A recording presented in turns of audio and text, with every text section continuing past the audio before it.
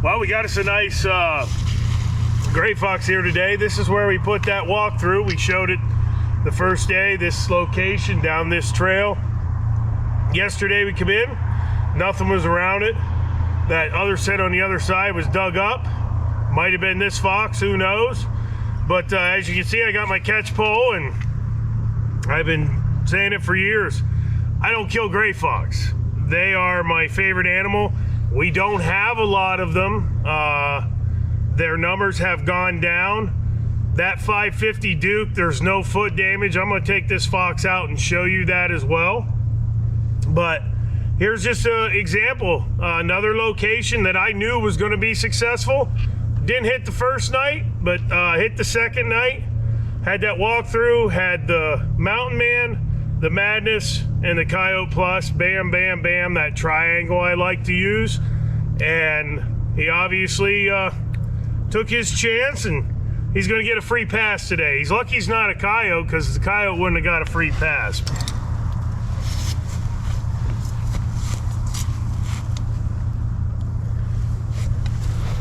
Now you can see here, his foot, there's just a, there's an indentation there, but there's no blood, no breakage. That fox is gonna be able to run, and we're gonna let him go. I just love these animals. You can see they're just an absolute beautiful, beautiful animal, and we're gonna let him run out through there. You don't know he's out yet. There he goes. They never do what they're supposed to do. He's supposed to run up the trail so you can see he runs away. Once in a while we have that happen. I know last year in New York, I let one go and he ran up the sandbar. That was pretty cool, but this one took the easiest cover, and he'll run another day. But you can see there, this 550, a pretty friendly trap to the fox. And if you want to let something go, you can. Like I said, if that had been a coyote, he wouldn't have got a free pass. But these 550s, that fox, I could have legally taken that fox. As I said, I love the gray fox. That's my favorite animal. I let every one of them go just because of that. And their numbers are down, so we want to make sure that we have a good population of those to survive. They got enough trouble with the coyotes around here, I'm sure. But just a really good location. As I said earlier, it's just a beautiful day. It's been beautiful 3 days. Usually Pennsylvania's trapping season, if you say you're having trapping season, that usually brings the rain. But this has been a good 3 days. I'm sure the guys that are out there trapping are doing well. I don't have that many sets in. I got Phil here from the NWTF. We really were concentrating on catching some raccoons and talking about how people can do that on their own property. But I couldn't pass up putting a couple canine sets in here. We got a gray fox. We let him go. He's gonna run and fight another day, but we'll get this remade and hopefully maybe come back in and have a coyote tomorrow. Pretty awesome. I was wishing when we let that gray fox go, he'd run down the road, but he took the easy way into the cornfield. But he'll live another day, and ultimately we got another good working set for our next contestant that comes down this travel way. But as I was saying earlier, this place is just really awesome because it is a flood of memories. 45 years worth of, my dad just catching pretty much everything. I think the only thing that I've caught here that he didn't was a coyote. I don't think he ever caught a coyote on this farm, and I've caught a couple here. But ultimately, the muskrats, the raccoons, the beavers, the foxes, all of those memories flood through me as I come up through here, and that's what we're out here doing. That's what you can do. Take your kid, take your buddy, get out there, make some sets, catch some animals. You're helping a ground nesting bird or two, you're helping a deer, you're helping control the population of the animals as well that you're trapping so they don't get overpopulated. Distemper, mange, rabies, they are terrible diseases, and those animals suffer. And when one gets it, a lot of them get it in the area, and they all suffer. It's better to keep that carrying capacity and help Mother Nature not have to do those things, and that's one of the viable tools that we have, and it's trapping. We got 3 to show you just on this farm. Right. Good night last night. Yeah, it cooled down. You know, we were in a good spot. You can see here how this corner of this field comes down, and we got one there. It goes out along here into that switchgrass and out across. But you know, those raccoons, I could have put it on the road, but I really liked how I see how that opens up right there, that little bit of trail. And they got herself a masked bandit, but farmer's gonna be happy. Yeah, he's gonna be happy. We got, you know, he's got all that switchgrass. I mean, if you look at that, he put some time into that. Yeah, there's some good habitat right there. I mean, that's just perfect habitat for the deer, turkey, pheasant. He raises pheasants. That's what he's trying to do, raise pheasants. And he wanted some of these raccoons out of here, and we come in, put 6 sets, and we got 3 today. We got that big one yesterday. We got another one there where we had that big one yesterday. So yeah, we took 4 off the farm in 2 days. Yep, 4 off the farm in 2 days. But you can see how that comes right down off of that little point there. Oh, there he and is. He's the dancing bear, I guess. But we'll get him taken care of. Just another example of how that Duke dog proof works. You know, as we said though, Phil,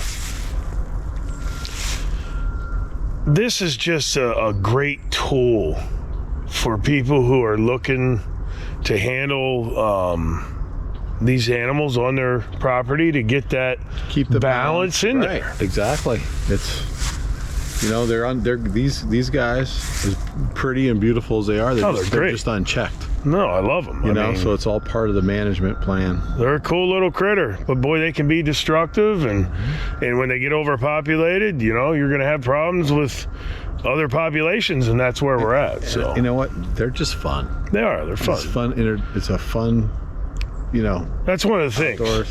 It's fun to get out here. You know, like muskrats and raccoons are the staple for getting somebody interested in this outdoor heritage. And you know, if you can spend some time taking a kid or a buddy or, you know, your nephew or somebody that just retired, it's a lot of fun. I got my son doing it when we were 8, 9 years old, and he loves it. That's cool.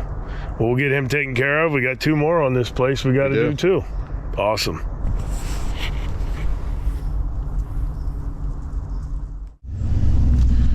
You know, Phil, that's one of the things, you know, through the education process, we got to make sure that we don't tell people and get them all fired up that we got to exterminate the raccoon. We got to. Right. It's not about that. It's about conservation. It's about the ecological and environmental aspects of the ground, the land. When has anything in hunting or conservation, for that matter, ever said wipe out a species for the benefit of another? No. Never. That's not what.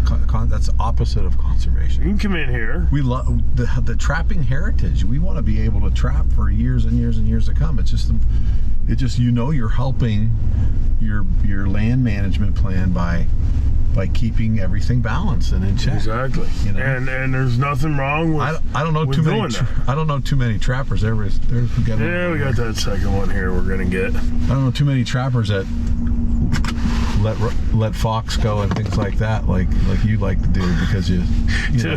I swear to God, I tell people all the time, you know, I don't care. I tell people I don't care. That's actually a really big coon.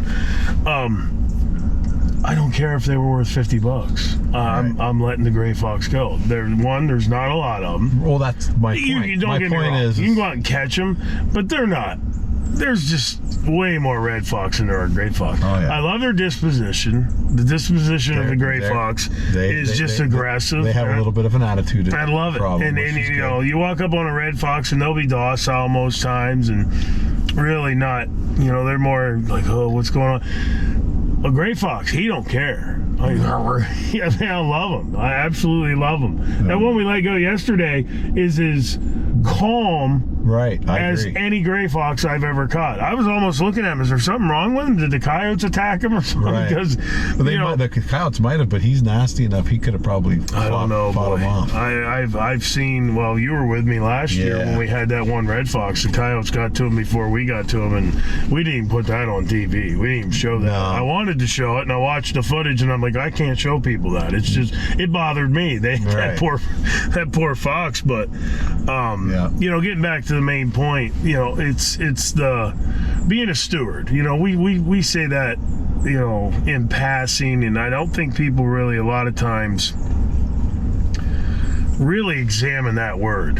You know, steward. You know, that can mean a lot of different things, but being able to come out, be the steward of your land, where you're helping the overall ecology, whether it's turkeys or raccoons or foxes or coyotes. You need every one of those species to have that full working ecosystem. We're on a farm, and trapping is it's a fun, great tool. Part of the North American model of conservation, by the way. Yeah. To do all these things, so it's great. And we're on a farm here right now. I mean, if you look out across there with this switchgrass coming off of this mountain, the beautiful fall colors. It's just gorgeous. About done right now in Pennsylvania, but they're pretty cool. Yeah. Well, we're gonna get this one taken care of. This is a big coon. He's a lot bigger than we thought he was when we drove by. Yep, there's a scat up on the rock. Yeah, that scat, that's what told me. Well, I noticed a little distinct trail here when I was setting it. I put this in, that scat up there on that top rock in the middle of that trail coming from that field through here. They come down through there, and nothing the first night, but the second night, we had one here yesterday. We showed you that really big one down there. This is a big coon too. He looks like a half a Pillsbury Doughboy. He got big lower half. His head looks small. Yeah, but his body is, that's a big coon. He's got a butt end. He's furred up pretty good too. Yeah, but black guard hairs are that's cool pretty on this cool. farm. That's pretty cool. Just put these in. I can't. You just can't explain it to people how quick, fast, easy you can. How you can come out here and do this on your own. That's the thing. You know, you're targeting coons too. I mean, you're going to get the possums if they come by. Right. And you're going to get the occasional skunk. The thing with skunks will work it, but a lot of those skunks don't have a long enough arm to get down there under that trigger. Right. Bigger skunk can get down there under the trigger. Smaller skunk usually doesn't get down in, but that's just a really, really big coon. And you can see how that trail goes right out through there, up over the rocks, have that 2 little, droppings up there on it. That told me they were using it, even though I could tell it was a trail. And that's a really nice coon, but we'll get him taken care of. That's number 2 of 3 here on the farm. Great. And go down there and get that third one out. We got a lot more traps well, not a lot. I mean, I only got, I think, 18 sets in while you were here. Right. Just to come out and we set a couple different places. Let that gray, I put 2 canine sets in, 1 for 2 yesterday with a gray fox. I secretly, that's my favorite. That's your favorite. I love doing. But yeah, you like. I love getting foxes in it. You like when I let him go too. You're like, I wouldn't have let him go. We'll get this coon taken care of and get that other one too. Well, that's the 3rd one here on this farm today. Yeah, he's a lot grayer. Yeah, nice coon though, pretty big.